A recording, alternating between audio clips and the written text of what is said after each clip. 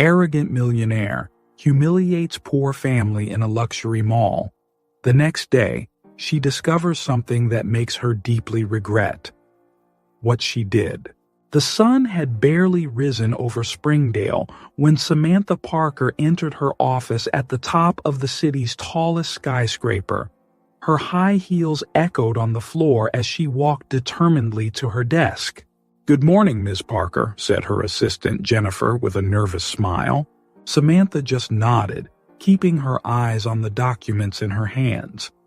"Coffee, black. Now," she ordered. Jennifer rushed to fulfill the request, while Samantha sat down in her chair, gazing out at the city stretching below her. At 40, she owned the largest real estate empire in Springdale, a feat she had clawed her way to achieve. The phone rang. It was Robert, her lawyer. "Samantha, we have the contract for the Oasis project. They've agreed to all our terms." A smile appeared on Samantha's lips. "Great.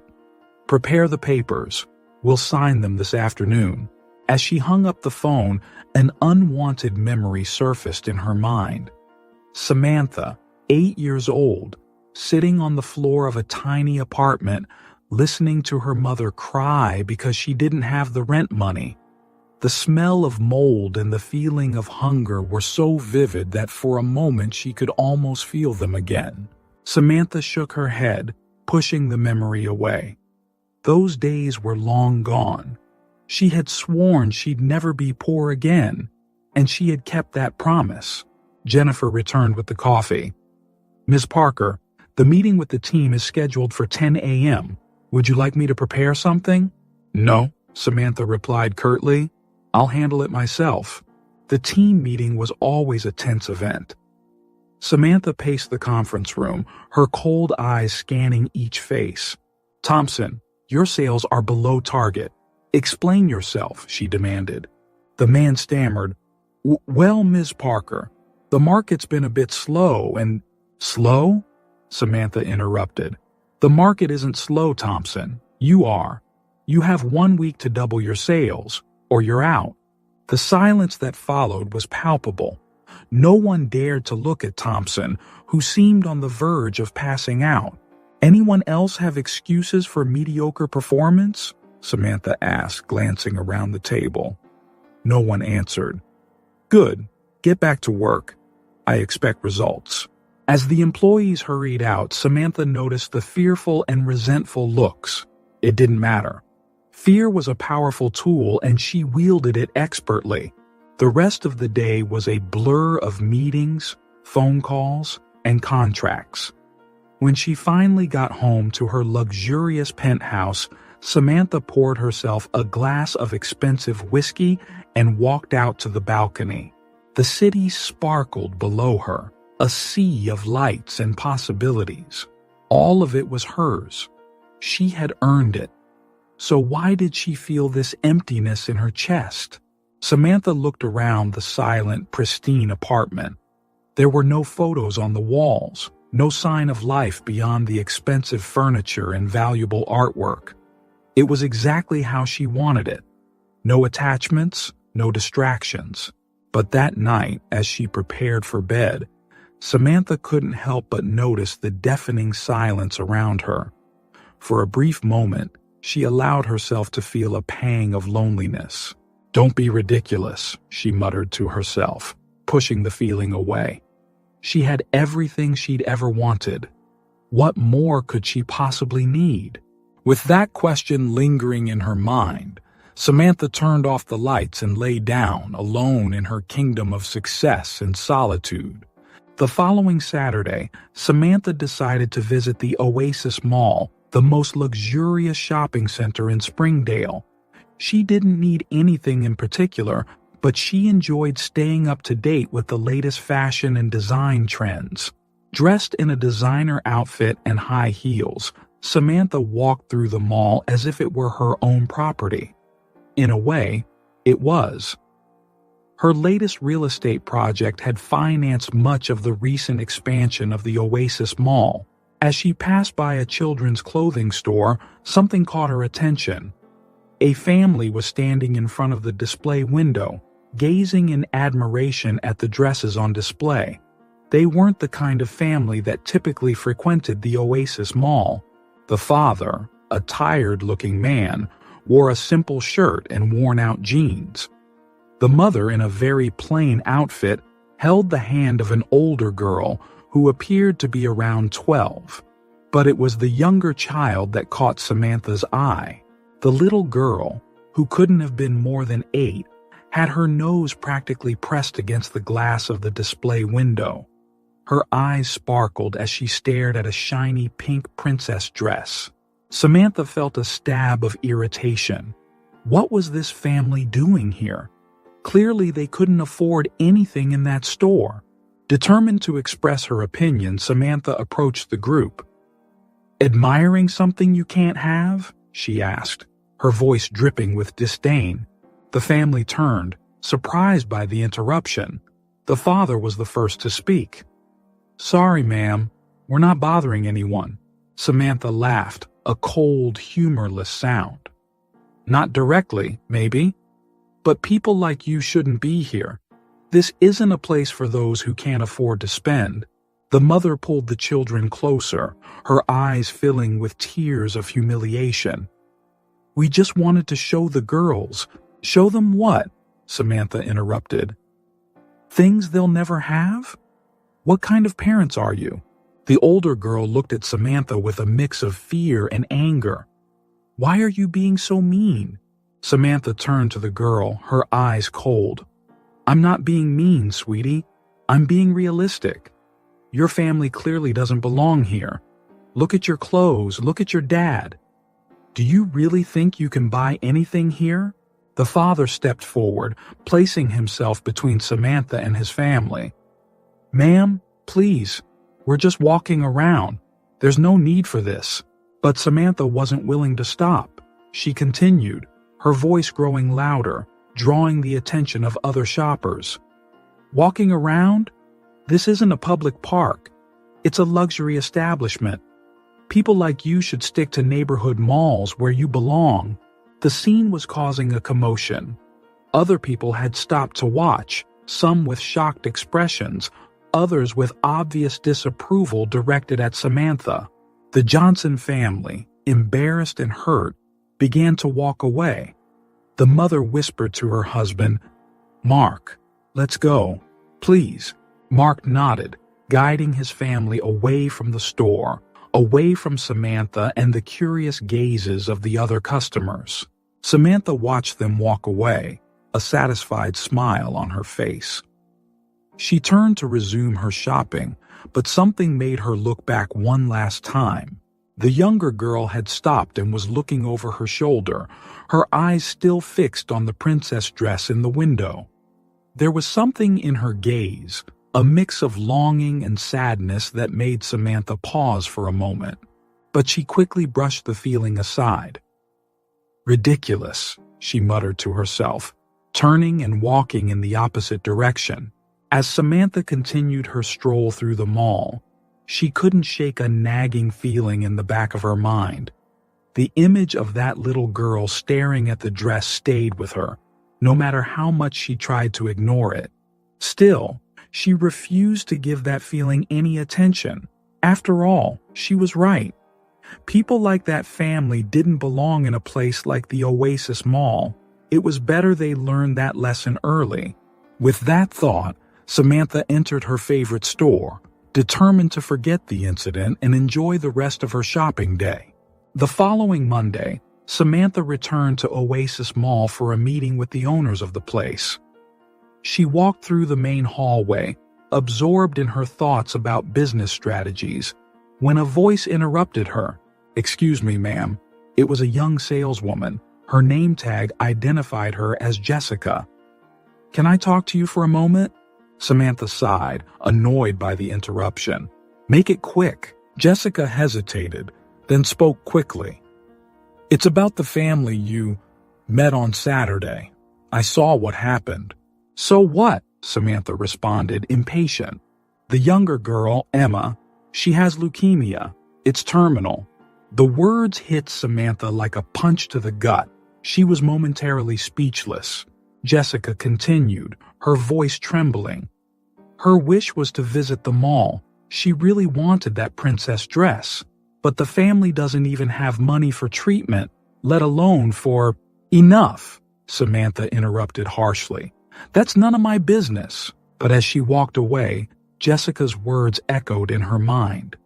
Leukemia. Terminal. A dying child. Samantha entered the nearest restroom, locking herself in a stall. Her heart was racing. Suddenly, a flood of memories overwhelmed her. She saw herself as a child again, sitting beside her mother's hospital bed. The smell of antiseptic, the constant hum of the machines. Her mother, thin and pale, battling cancer they couldn't afford to treat properly. Sammy, her mother had said, be strong, but never forget to be kind. Samantha shook her head, trying to push the memories away. She was different now, strong, successful. She didn't owe anyone anything. Leaving the restroom, she tried to focus on the upcoming meeting. But the image of Emma, staring at the princess dress, kept coming back. It's not my fault, Samantha muttered to herself. I didn't know. But a voice in her mind answered, if you had known, would you have acted differently? During the meeting, Samantha struggled to focus. Her answers were short, her mind distant. The owners exchanged confused glances, not used to seeing the ruthless Samantha Parker so distracted. After the meeting, Samantha returned to her office. She sat at her desk, staring out the window at the city below. Her mother's voice echoed in her mind. Be kind, Sammy. I am kind, Samantha said out loud to the empty office. I donate to charities. I create jobs. But she knew it wasn't true. Her donations were only for tax deductions. The jobs she created were often at the expense of small businesses she destroyed. Samantha picked up her phone, her fingers hovering over the keyboard. She could easily find out more about that family. It's not my responsibility, she murmured, placing the phone back on the desk. But the guilt lingered, an uncomfortable feeling she couldn't shake. Samantha found herself replaying the moment at the mall, seeing the hurt on the girl's face, the quiet dignity of her parents in the face of her cruelty. I'm a businesswoman, Samantha told herself. I can't afford to be sentimental. But the words felt hollow, even to her own ears. For the first time in years, Samantha felt doubt. Doubt about who she was, about the choices she had made. The rest of the day passed strangely. Samantha went home early, unable to focus on work. In her luxurious apartment, she poured herself a drink, trying to calm her restless thoughts. Looking out at the city from her penthouse window, Samantha wondered, when had she become the person her mother had warned her never to be? When had success become more important than compassion? The painful truth Samantha was being forced to face was that in her quest for security and power, she had become exactly the type of person she once despised. And now, confronted with the reality of a dying child, a child she had publicly humiliated, Samantha found herself at a crossroads. Would she continue being the cold and ruthless woman she had become? Or risk cracking the armor she had so carefully built? As night fell over Springdale, Samantha remained awake, battling an internal struggle she wasn't used to fighting.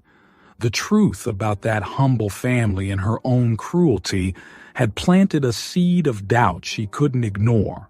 Samantha woke up the next morning determined to find the Johnson family. She didn't know exactly what she would do when she found them, but she felt an urgent need to do something, anything. In her office, Samantha called Jennifer, her assistant. I need you to find information about a family, last name Johnson. They have 2 daughters, the youngest is Emma, and she has leukemia.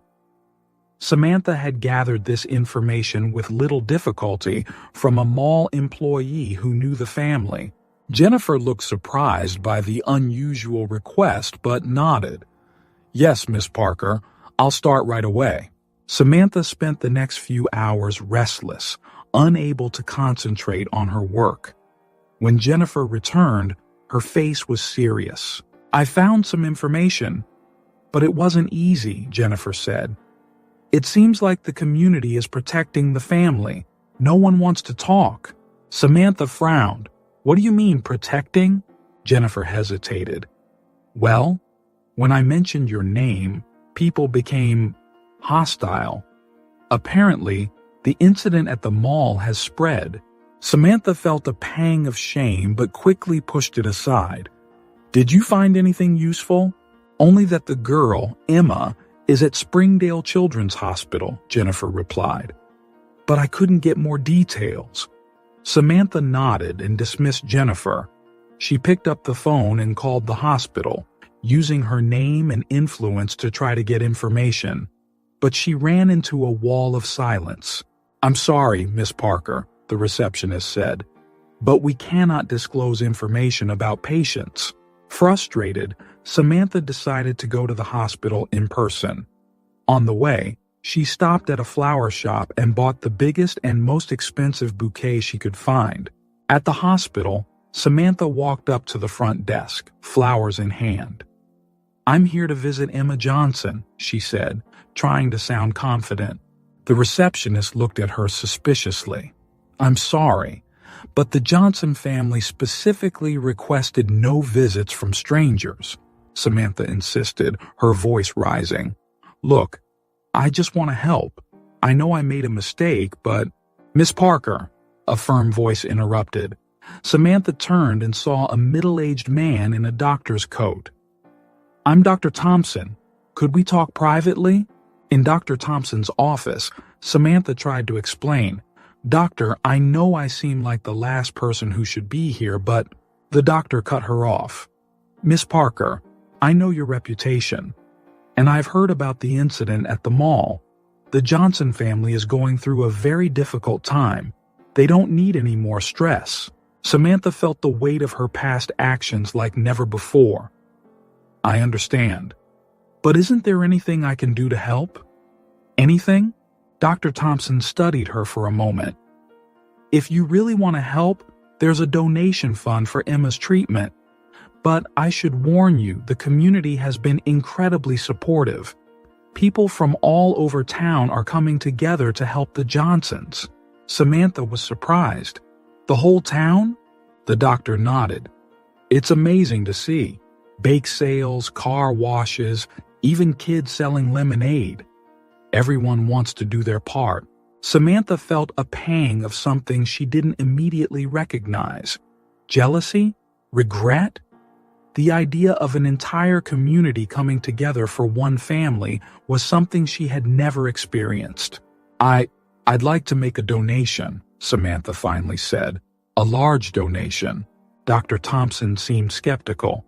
"Miss Parker, money is helpful, of course. But what this family really needs is support, compassion.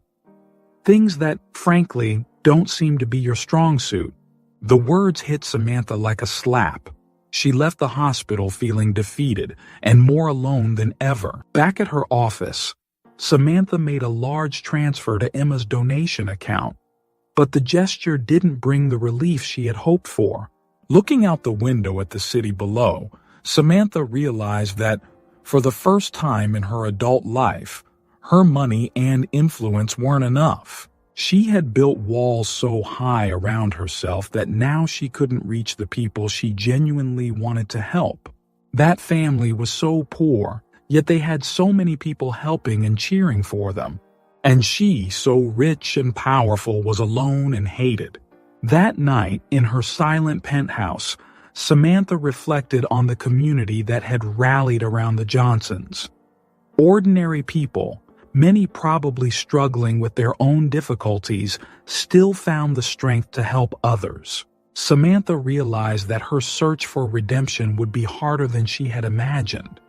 It wasn't just about making a donation or a grand gesture. It was about fundamentally changing who she was and how she connected with the world. As the night wore on, Samantha wondered if she would be able to make that change. And more importantly, if it wasn't too late to even try. Determined to do more than just make an anonymous donation, Samantha decided to try to make direct contact with the Johnsons. She found out that Mark, Emma's father, worked as a mechanic at a local shop. The next morning, Samantha drove her luxury car to the shop. The contrast between her vehicle and the simple cars around her was striking. She took a deep breath and walked in. Mark was bent over the engine of an old car. When he saw Samantha, his face hardened. "What are you doing here?" Samantha tried to keep her composure. "Mr. Johnson, I came to apologize and offer help." Mark dropped the tool he was holding with a loud clank. "Help? After what you did?" "I know I was wrong," Samantha began. "But if you give me a chance—" "A chance?" Mark interrupted, his voice rising. "You humiliated my family. You made my daughter cry. And now you want a chance?" Other mechanics began to gather around, glaring at Samantha with hostility. She felt cornered, a new and uncomfortable feeling. "Please," Samantha tried again. "I want to do whatever it takes to help Emma." Mark shook his head. "We don't want anything from you. Get out of here." Samantha left the shop, feeling defeated. But she wasn't ready to give up. Her next stop was the hospital, where she hoped to find Sarah, Emma's mother. At the hospital, Samantha saw Sarah coming out of Emma's room. "Mrs. Johnson," Samantha called. "Can I speak with you for a moment?" Sarah glared at her, her tired eyes filling with anger. "You've got some nerve coming here." "I know what I did was terrible," Samantha said, "but I'm trying to make things right." "Make things right?" Sarah laughed bitterly. "You think you can fix my daughter's broken heart with your money?" Samantha felt herself shrink under Sarah's gaze. "I just want to help Emma. Please tell me what I can do." Sarah stepped closer, her voice low and intense. "You want to help? Leave us alone. Stay away from my family." Frustrated and hurt, Samantha was about to leave when she saw Lily, Emma's older sister, approaching. For a moment, Samantha saw a glimmer of hope for redemption. "Lily," Samantha called out, "can I talk to you?" Lily stopped, looking from Samantha to her mother. Sarah reluctantly nodded and stepped away. "What do you want?" Lily asked, her voice full of distrust. Samantha tried to smile. "I wanted to apologize for what happened at the mall, and to ask if there's anything I can do to help your sister." Lily studied her for a moment. "Do you really want to help, or do you just want to feel better about yourself?" The question hit Samantha like a punch. She hesitated, unsure how to answer. Lily continued, her voice trembling with emotion. "You have no idea what you did to us. Emma keeps asking why that pretty lady was so mean to us. She thinks she did something wrong." Samantha felt unexpected tears welling up in her eyes. I'm so sorry. I didn't know." "Of course, you didn't know," Lily shot back. "You didn't even care to find out. People like you never do." With that, Lily turned and walked away, leaving Samantha alone in the hospital hallway.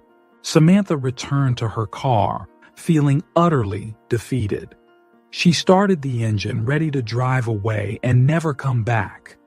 Her pride was wounded, her confidence shaken. Maybe it was better to give up. But just as she was about to leave the parking lot, Samantha saw a family walking into the hospital. The parents were holding hands with a small child, all of them wearing expressions of worry and love. In that moment, Samantha remembered her own childhood, her sick mother, the fear and loneliness she felt. And for the first time in years, she allowed herself to feel true empathy. With trembling hands, Samantha turned off the car. She couldn't give up. Not now. No matter how hard it was, she would find a way to help Emma and her family. Samantha picked up her phone and called Jennifer. "I need you to make a list of all the charities and support groups for children with cancer in Springdale," she said, "and set up a meeting with my lawyer. We've got work to do." While Samantha focused her efforts on helping the Johnson family, her empire began to crumble around her. It all started with a series of investigative articles published in the local newspaper of Springdale. The first article detailed Samantha's past, her poor childhood, and meteoric rise in the business world. Initially, it seemed like a typical success story, but then the tone shifted.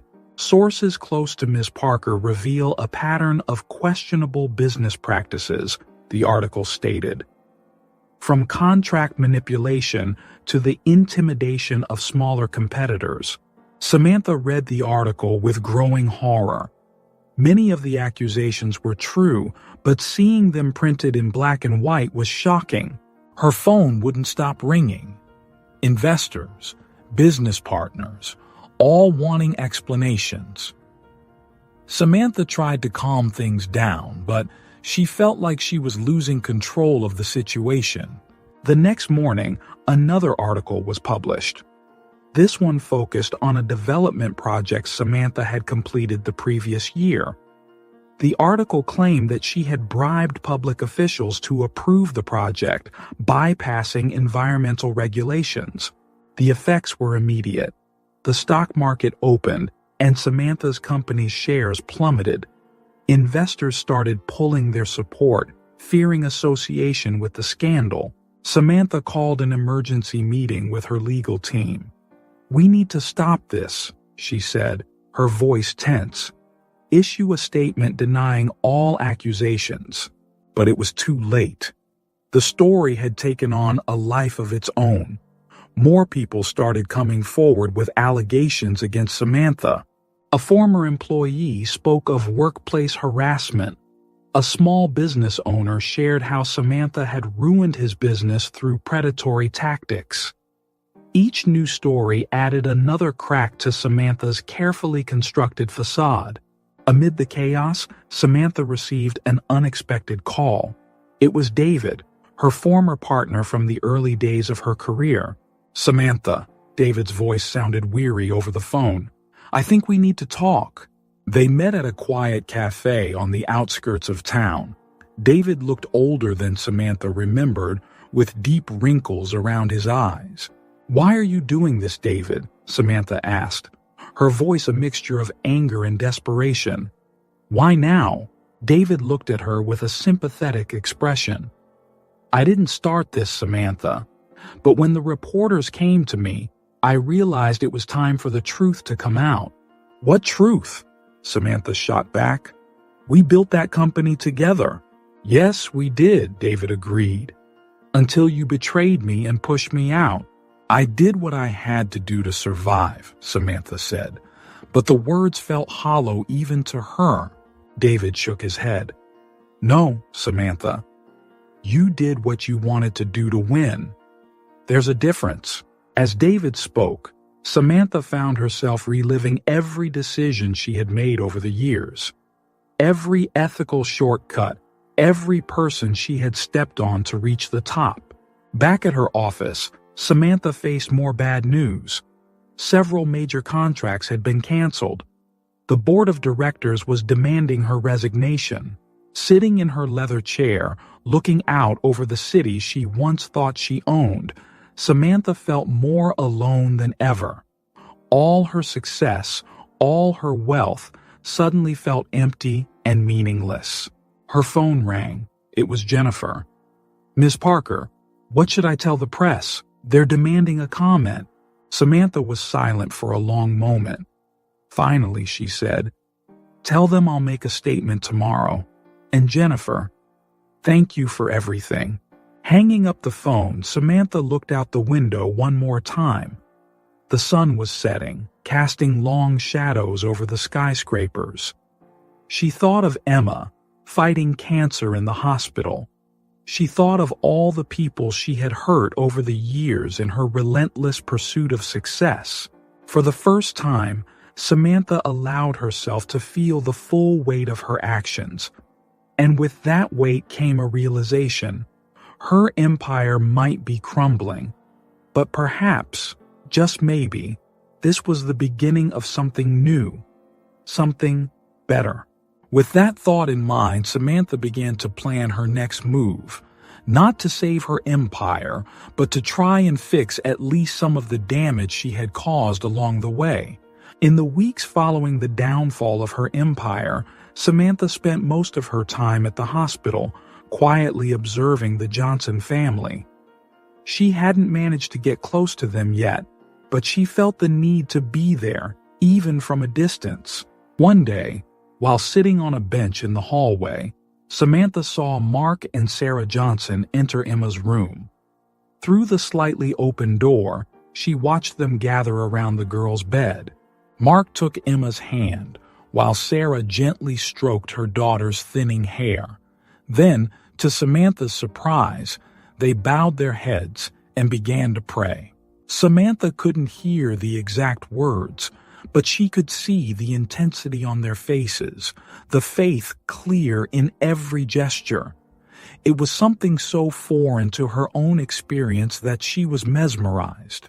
Suddenly, the machines in Emma's room began beeping frantically.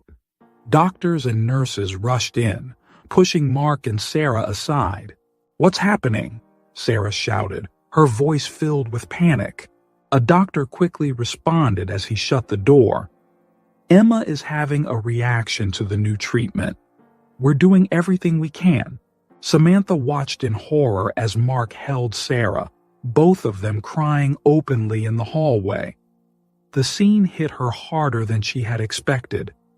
Without thinking, she stood up and approached the couple. Is there anything I can do?" Samantha asked hesitantly. Mark and Sarah looked at her, surprised by her presence. For a moment, Samantha feared they would reject her again. But then Sarah spoke, her voice trembling. "Pray. If you believe in anything, pray for our Emma." Samantha froze. She didn't know how to pray. She had never been a religious or spiritual person, but seeing the desperation in Sarah's eyes, she knew she had to try. Not knowing where to go, Samantha found herself walking toward the hospital chapel. It was a small, simple place with a few rows of benches and a cross on the front wall. Sitting on one of the benches, Samantha felt completely lost. What was she supposed to do? How should she start? She looked down at her hands and noticed they were trembling. I don't know how to do this," Samantha whispered into the empty space. "I don't even know if anyone's listening. But if you are, please help Emma." The words came out hesitantly at first, but soon Samantha found herself saying more. "She doesn't deserve this. She's just a child. If anyone deserves to suffer, it's me. I've done terrible things. I've hurt people. But Emma, she's innocent." Tears began to roll down Samantha's face, catching her by surprise. She couldn't remember the last time she had cried. "Please," she begged, her voice breaking with sobs. "Give Emma a chance. Let her live. I'll do anything. I'll change. Just don't let her die." Samantha didn't know how long she stayed in the chapel, crying and pleading. When she finally left, she felt drained but strangely lighter. Back in the hallway, she saw Mark and Sarah talking to a doctor. Their faces, once tense with worry, now showed relief. "She's stabilized," Samantha heard the doctor say. "We can't explain it, but she's responding well now. A miracle." Samantha stood there stunned. Could it be? Had her desperate prayer really made a difference? Sarah noticed Samantha and walked over to her. "Emma's condition has improved," she said, a small smile on her tired face. "Thank you for being here." Samantha just nodded, unable to find the words. She watched as Mark and Sarah returned to Emma's room, leaving her alone with her swirling thoughts. For the first time in her life, Samantha found herself considering the possibility of something bigger than herself. The idea of faith, of a power beyond her understanding, was both terrifying and comforting. As she walked out of the hospital that night, Samantha felt changed. She didn't fully understand what had happened in the chapel or if her prayer had truly made a difference, but she knew that something inside her had shifted. In the days following Emma's crisis, Samantha continued visiting the hospital regularly. Although Mark and Sarah still kept their distance, they no longer pushed her away. It was during one of these visits that Samantha noticed Lily, sitting alone in the waiting room, struggling with some books. Hesitant, Samantha approached. "Hi, Lily. Is everything okay?" Lily looked up, surprised. "Oh, hi. I'm just trying to do my homework. It's hard to focus here." Samantha saw an opportunity. "Can I help?" "What subject is it?" "Math," Lily replied with a grimace. "I hate fractions." "Well, as it happens, I was really good at math in school," Samantha said, sitting down next to Lily. "Want me to explain?" To her surprise, Lily agreed. Over the next few hours, Samantha helped Lily with her assignments, patiently explaining the concepts the girl found difficult. As they worked, Lily began to open up. "You know, you're not as bad as I thought," she said, surprising Samantha. Thank you, Lily," Samantha replied, feeling a wave of emotion she hadn't expected. "I'm trying to be better." Lily was silent for a moment, then spoke softly. "Emma asks about you sometimes. She wants to know why the pretty lady is always around but never comes in to say hi." Samantha felt a lump in her throat. "I want to say hi, Lily, but I'm not sure if your parents would approve. Maybe if you keep being nice like this, they'll change their minds," Lily suggested. Before Samantha could respond, a familiar voice interrupted her. "Samantha Parker, what a surprise to see you here." Samantha turned and saw Robert, a former business colleague. His face was hard, his eyes cold. "Robert," Samantha said, standing up, "can we talk in private?" They moved away from Lily, who watched them curiously. "What do you want, Robert?" Samantha asked, tense. "I just wanted to see it with my own eyes," Robert replied. The great Samantha Parker, reduced to doing charity in a hospital. How the mighty have fallen. "Things have changed, Robert," Samantha said, keeping her voice low. "I've changed." Robert laughed without humor. "Changed? After ruining so many lives? After betraying me and stealing that Miller Corp contract?" Samantha felt the weight of her past actions. "I know I've done wrong, Robert. I'm trying to make things right." "Make things right?" Robert interrupted. "Some things can't be made right, Samantha. Remember that." As Robert walked away, Samantha saw Lily watching her, her eyes full of questions. That night, in her now almost empty apartment, she had been forced to sell much of her property to pay off debts and settlements. Samantha reflected on her conversation with Robert. She knew she had a long road ahead to repair the damage she had caused. The next day, Samantha returned to the hospital, determined to keep helping Lily. To her surprise, the girl was waiting for her. "Hi," Lily said. I wanted to tell you something." Samantha sat down, curious. "What is it, Lily?" Lily took a deep breath. "It's about Emma. She has this dream, to be a princess for a day, wear a pretty dress, have a crown, that kind of thing." Samantha felt her heart ache, remembering the day at the mall. "Oh, Lily, I know it's silly," Lily continued. "But with everything that's happening, I just wish I could make that dream come true for her, Samantha was silent for a moment, absorbing Lily's words. Then, an idea began to form in her mind. "It's not silly, Lily," Samantha said softly. "In fact, I think it's a wonderful idea." Lily looked at her, surprised. "Really?" Samantha nodded, feeling a determination she hadn't felt in weeks. "Yes, really. And you know what? I think we can make it happen. Lily's eyes widened. How? Leave it to me, Samantha said, a small smile forming on her lips. I'll need your help, of course. And we'll have to talk to your parents. But I think we can do something very special for Emma. For the first time since they met, Lily smiled genuinely at Samantha. Thank you, she said quietly. The next day began with devastating news for the Johnson family. Dr. Thompson gathered Mark, Sarah, and Lily to inform them that Emma urgently needed a bone marrow transplant. The current treatment isn't working as well as we'd hoped, the doctor explained. A transplant is our best option now. Samantha, who was in the hallway, overheard the news. Her heart sank. She knew how difficult it could be to find a compatible donor. As the Johnson family processed the news, Samantha received an unexpected phone call. It was her lawyer, James.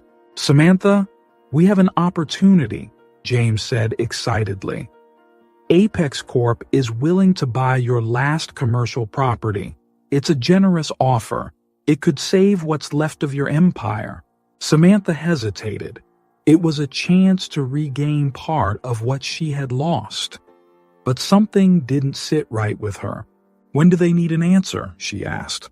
This afternoon, James replied. They want to close the deal quickly. At that moment, Samantha heard commotion in Emma's room. The machines were beeping and doctors were rushing in to attend to the girl.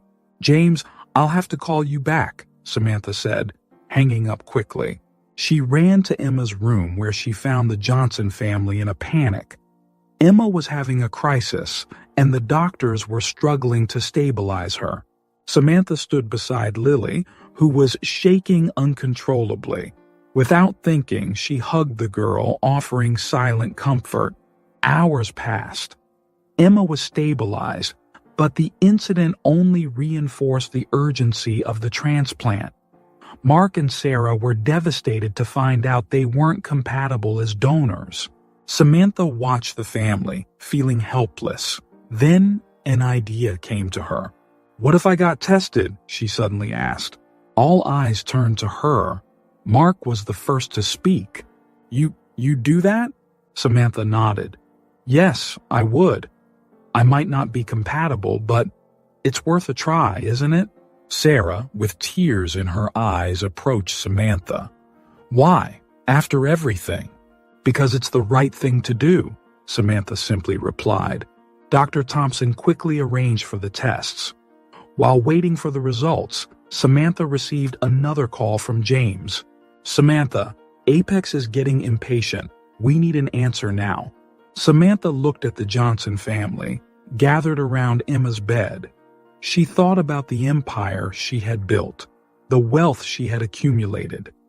And then she thought about little Emma, fighting for her life. Tell them I'm sorry, James, Samantha replied. But I have something more important to take care of right now. She hung up the phone, feeling a weight lift off her shoulders. For the first time in her life, Samantha was putting someone else's needs above her own financial interests. Hours later, Dr. Thompson returned with the results. I'm sorry, Samantha, he said. You're not a match. Samantha felt a wave of disappointment. She had really hoped she could help directly. But before she could respond, Sarah approached her. Samantha, she said, her voice choked with emotion. What you did, offering to do that. We don't have words to thank you. Mark joined her, extending his hand to Samantha. We misjudged you, he admitted. You've truly changed.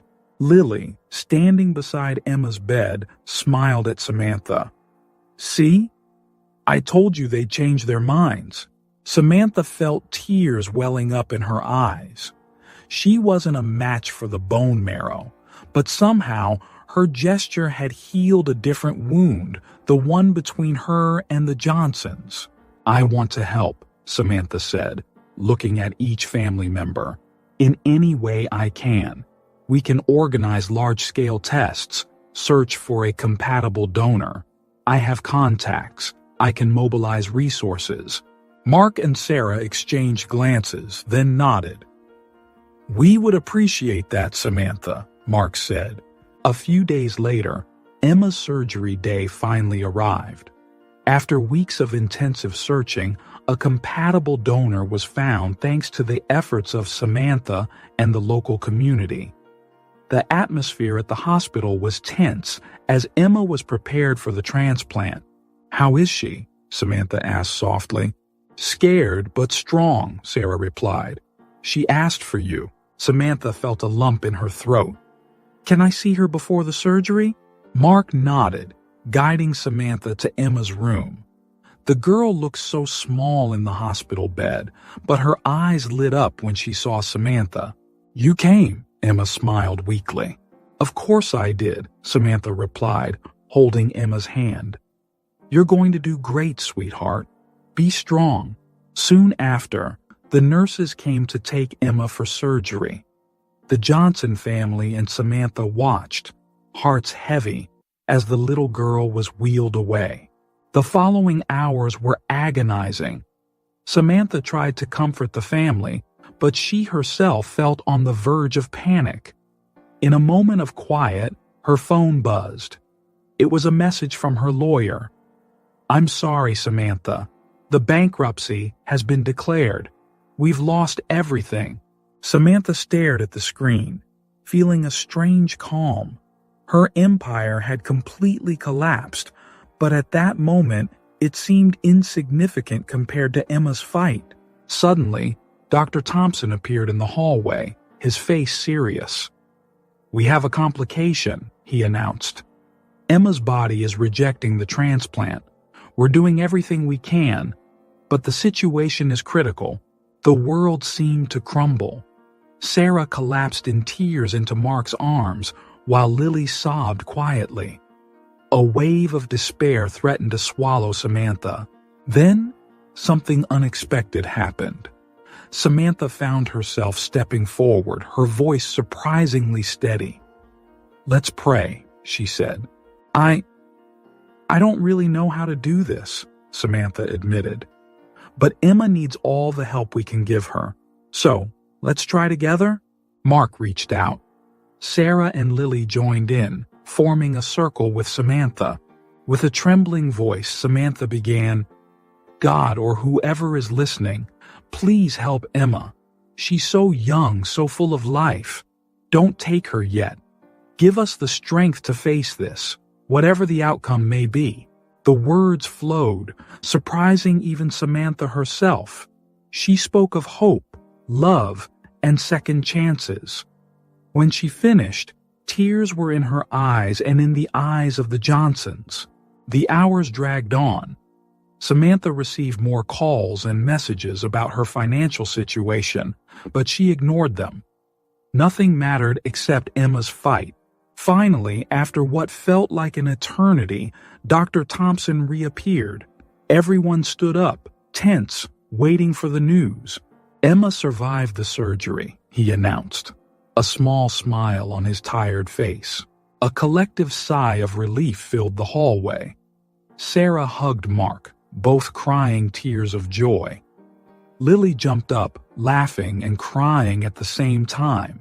Samantha felt her legs weaken, and she leaned against the wall, silent tears streaming down her face. Dr. Thompson continued, "I won't lie. The road ahead is still uncertain. Recovery will be long and difficult. But Emma showed incredible strength today. She's a true fighter." Samantha looked at the Johnsons, seeing hope in their faces for the first time in weeks. At that moment, she truly understood what it meant to have faith. "Can we see her?" Sarah asked.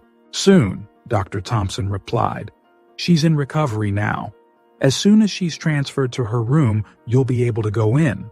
As they waited, Samantha stepped aside, needing a moment to process everything. Her phone buzzed again, another update about her financial ruin.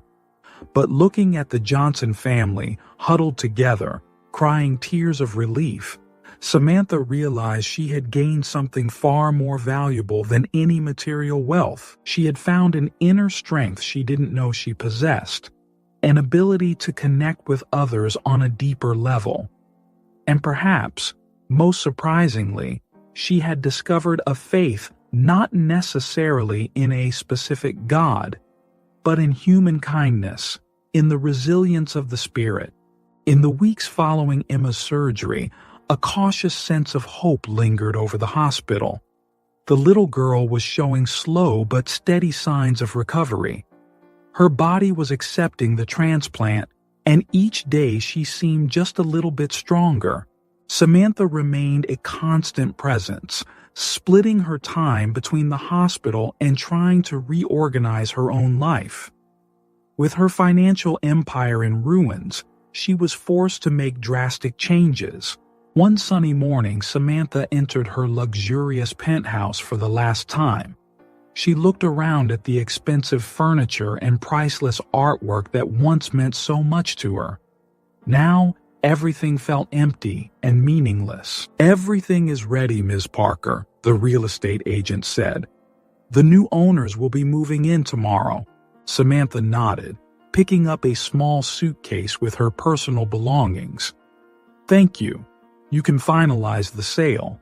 She left the building and got into a taxi, heading to her new home, a modest apartment in a middle-class neighborhood. It was quite a change, but Samantha was surprised to realize that she didn't miss the luxury at all. At the hospital, Emma was having an especially good day. When Samantha arrived, she found the girl sitting up in bed, coloring a picture. "Look, Samantha!" Emma exclaimed, holding up her drawing. "It's you, me, and my family at the park." Samantha smiled, feeling a wave of emotion. "It's beautiful, Emma, and when you get better, we'll take that trip for real, okay?" That afternoon, while Samantha was having coffee in the hospital's cafeteria, she was approached by a familiar figure, Michael Roth, one of her former business partners. "Samantha," Michael greeted her, sitting down across from her. "I heard about your current situation." Samantha straightened up, feeling defensive. "What do you want, Michael?" "To offer you an opportunity," he said with a smile. "I'm starting a new venture. With your experience and contacts, we could do something really big. What do you say? A chance to get back to the top?" For a moment, Samantha hesitated. The offer was tempting. Returning to the world she knew so well, reclaiming the power and prestige she had lost. But then she thought of Emma, the Johnsons, and everything she had learned over the past few weeks. "Thank you, Michael," Samantha finally said, "but I'll have to pass. I have other plans now." Michael seemed surprised. "Are you sure? This might be your only chance to." "I'm sure," Samantha interrupted with a serene smile. "Good luck with your venture." As Michael walked away, Samantha felt a sense of peace she had never experienced before. She knew she had made the right choice. That evening, in her new, simple apartment, Samantha began working on an idea that had been growing in her mind for days. She opened her laptop and started outlining plans for a foundation, an organization dedicated to helping children with serious illnesses and their families. As she worked, Samantha reflected on how much her life had changed. Just a few months ago, she was at the top of the business world, obsessed with power and wealth. Now, here she was, living in a modest apartment, planning a non-profit organization. The most surprising thing was that she felt happier and more fulfilled than she ever had before. The next day, Samantha shared her plans with the Johnsons. "I'd like to create this foundation in Emma's name," she explained, "to help other families going through what you've been through." Sarah hugged Samantha, tears in her eyes. "This is wonderful, Samantha. Emma will be so happy when she finds out." Mark shook Samantha's hand firmly. "You've really changed our lives, you know, not just by helping Emma, but by showing us that people can change, that they can be better. Lily, who had been quietly listening, suddenly spoke up. You know what this means, don't you? You've really become a princess, Samantha. Samantha looked at the girl, puzzled. What do you mean, Lily? Well, in stories, princesses always help people, right? They're kind and they do good things. That's what you're doing now. Lily's words struck Samantha deeply. She had never thought of it that way, but the girl was right. She had found a new kind of nobility, not through wealth or status, but through compassion and service. In the weeks that followed, Samantha worked tirelessly to establish the foundation. She used her business knowledge for a completely new purpose, connecting with doctors, social workers, and other charitable organizations. Every time she saw a smile on a sick child's face, every time she was able to ease a family's burden even just a little, Samantha felt a satisfaction that no financial success had ever given her. One day, while visiting Emma, who was continuing to improve each day, Samantha realized something important. She hadn't just helped heal Emma. Emma and the Johnsons had healed something inside her too. Looking toward the future, Samantha knew the road ahead wouldn't be easy. Establishing the foundation would be a challenge, and she was still learning how to navigate her simpler new life. But for the first time, she was truly excited about what was to come. Samantha Parker, the former Ice Queen, had been reborn, and this new chapter of her life promised to be the most